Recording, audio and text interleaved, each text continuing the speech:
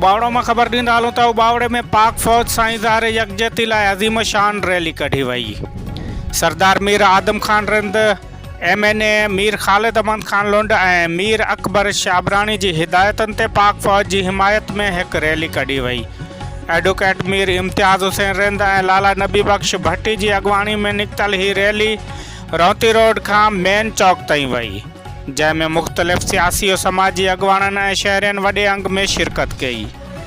Rally जे शिरकत कंदड़नि पाकिस्तान ज़िंदाबाद ऐं पाक फ़ौज ज़िंदाबाद जा नारा हंया। अॻवाननि चयो त खेनि पंहिंजी फ़ौज ऐं हिसास इदारनि ते फ़ख़्रु आहे जेके मुल्क जी बका लाइ क़ुर्बानियूं ॾेई रहिया आहिनि। उन्हनि चयो त पूरी क़ौम फ़ौज सां गॾु बीठल आहे ऐं मुल्क दुश्मन क़ुवतूं पंहिंजे नापाक अज़ामनि में कॾहिं बि कामयाब न थींदियूं। नाज़रीन, सरदार मीर आदम खान रिंद ऐं MNA मीर ख़ालिद अहमद खान लुंड ऐं मुरीद अकबर शाबानी जी हिदायत ते पाक फ़ौज जी हिमायत में हिकु रैली कढी वई।